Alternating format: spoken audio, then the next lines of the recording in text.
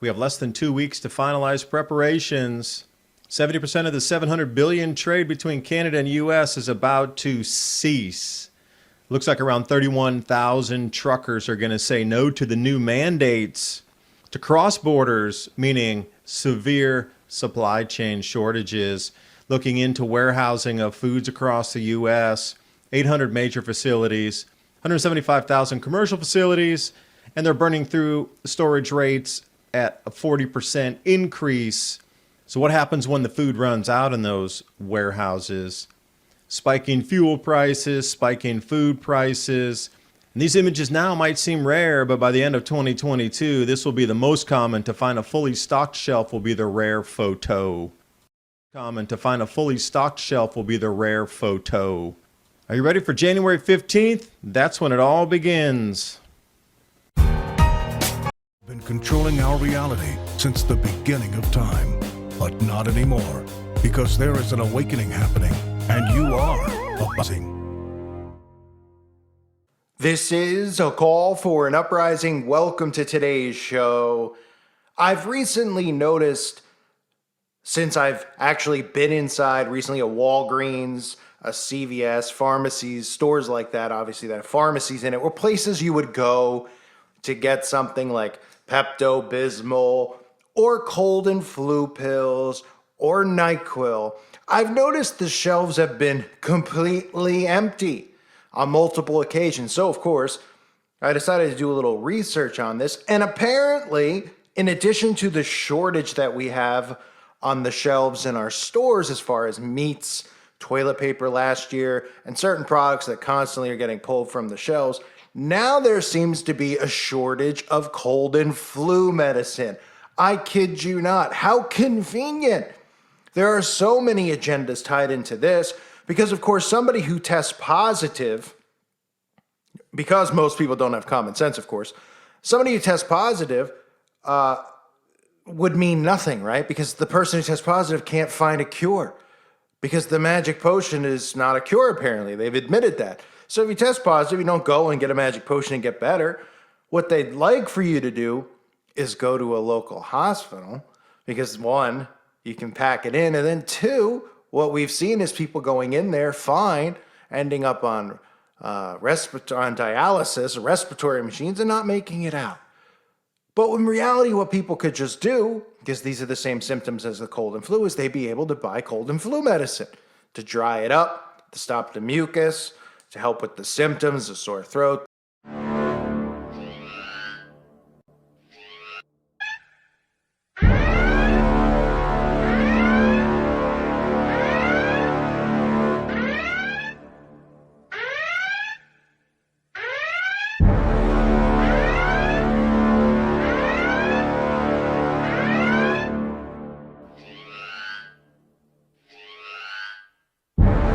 Folks, these are breaking news, not because they happened a few minutes ago. No, they actually happened yesterday, but I kept waiting for the American media to say something about it, and nada.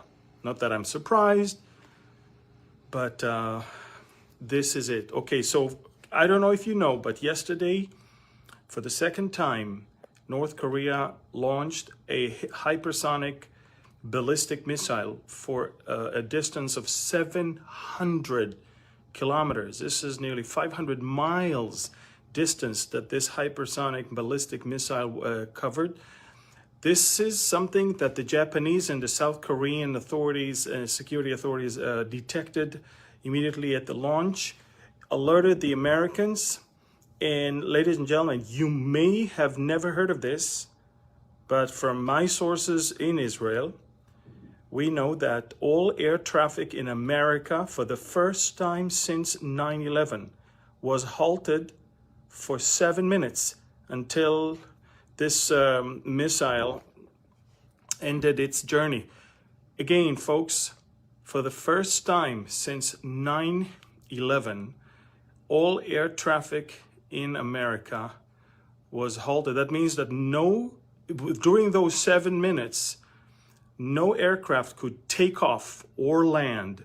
In other words, the planes were supposed to be very high above and not reach the dangerous altitude of in between the top altitude and landing, so, or takeoff. So again, I kept waiting for this to be on the news, and I couldn't really see it. So you just need to know that. Another thing, on Thursday, I'm going to give a Middle East update, but this is going to be an update not only about the Middle East, but it's going to be about Russia. I don't know if you know that, but there is a Russian ultimatum. The whole area is about to explode. Hundreds of thousands of soldiers are amassing on the border between Ukraine and Belarus, and of course Russia.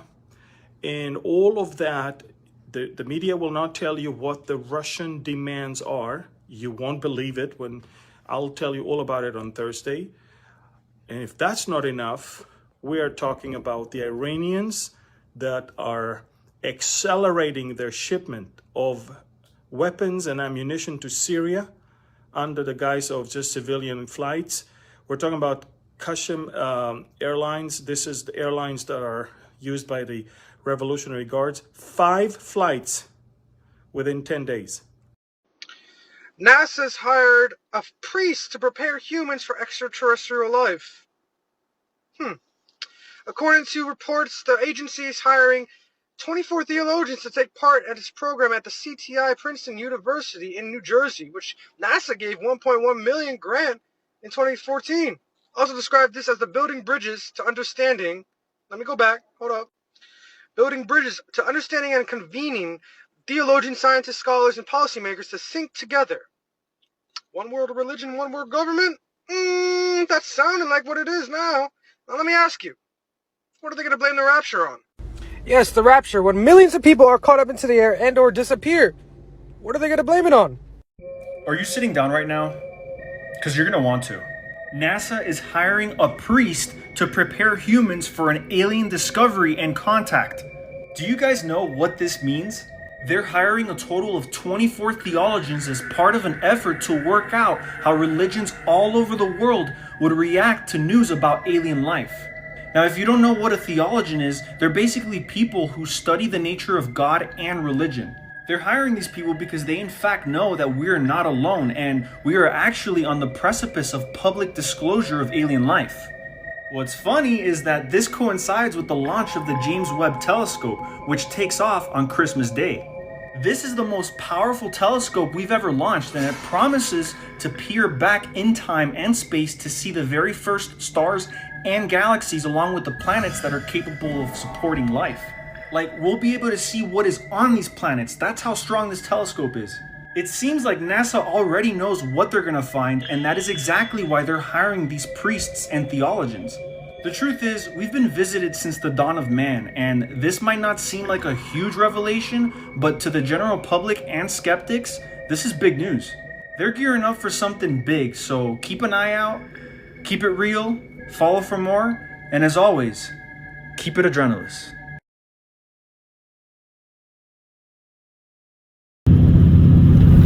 I want to spray this again. We got 1, 2, 3, 4, 5 total.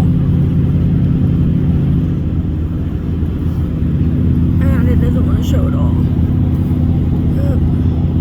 The U.S. Navy has just poisoned thousands of people in Hawaii with deadly chemicals in their drinking water. And instead of acting to save lives, they're engaging in a massive cover-up. This ongoing disaster is the result of the Navy recklessly storing millions of gallons of fuel, literally 100 feet from Oahu's largest drinking water source. This story should be treated as the national scandal it is, but so far it's been largely absent across major media, maybe because the culprit is the beloved U.S. military.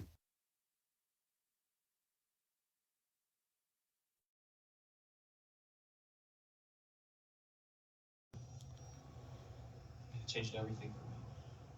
I used to love it here. Did well in my classes, joined the cross-country team, the Latin club. I was in it. And my mom was proud. She made me proud. And then you went to Jamaica.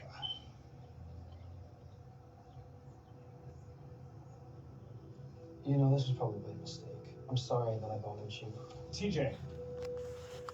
Listen, you asked me here for a reason. It's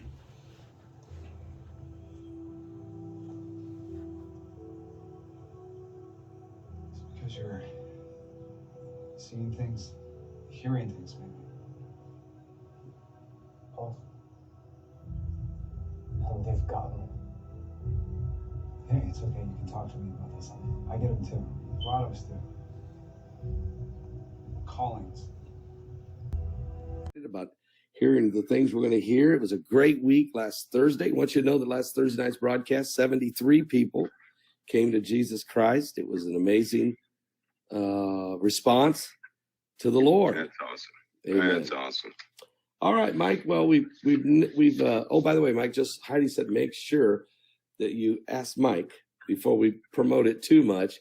Would you be able to speak for us? We're going to have a webinar. We're actually calling it a summit, the effects of Planet X. It's going to be January 28th, 29th. It's going to air, but we would interview you anytime between now and then. Oh, yes. Okay. Yeah. All right. She'll email you and we'll set it up. And I'll tell you, you're speaking in this, which you are very, last week you dropped the bomb on everybody. Okay. I mean, I made notes that we've heard from everybody.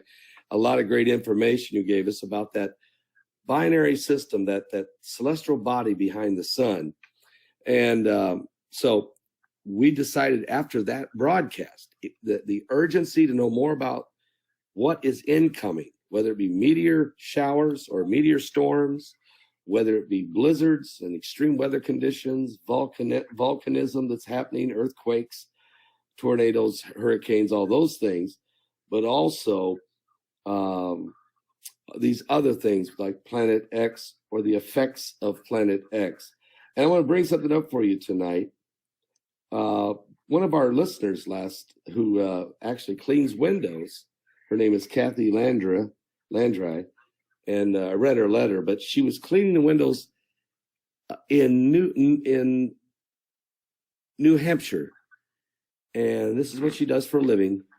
And besides cleaning the window first with a very wet rag, then she sprays the Windex or that type of stuff on the window cleaner on there. Then after she cleans it, then she takes a little 4-inch blade and kind of scrapes it to make sure she gets everything. But when she got down to that part of it, a red dust was coming off the window. And it was everywhere. So can you talk to us a little bit about what that is? You brought it up before about 8 years ago and said, watch for it to come. Is that a sign that this meteor storm's getting closer, or is it a sign that Planet X is just behind the sun? What does it mean? Well, you know what? She's not the only one. There's been sporadic reports of people washing off, their homes. And I remember this summer, there was a company that cleaned siding. They had a problem with that, with some of the chemicals they had were a little off in color, red hue being found on, certain some of their cleaning cloths and things of that nature. There have been people reporting, people who wax their cars of a reddish type of residue there, right? So, those reports are coming in. We have two situations with any type of red material, and a chemical analysis is the way you would do that, because you don't want the dust with silica in it. That means it came from some type of desert or arid region, but they've been picking up a lot of iron-based material that is red, and that stuff is in space all over the place. In observed binary systems out there, there is a lot of that stuff around.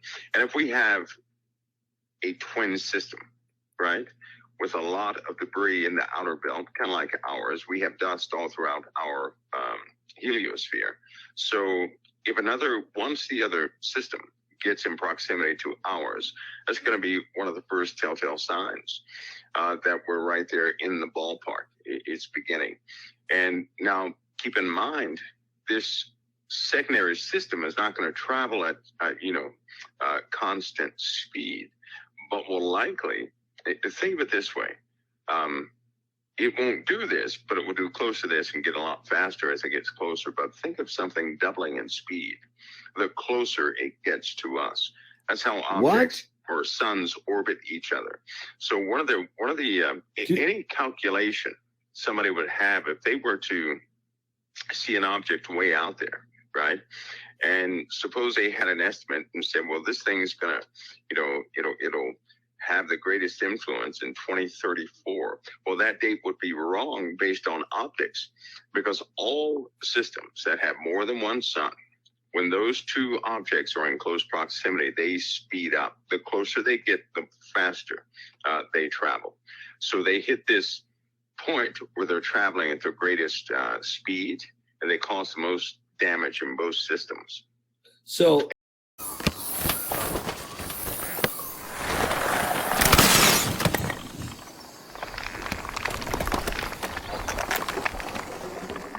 some of you don't want to hear that Jesus is coming, and you think you're going to just put some nails on him and put him back on the cross.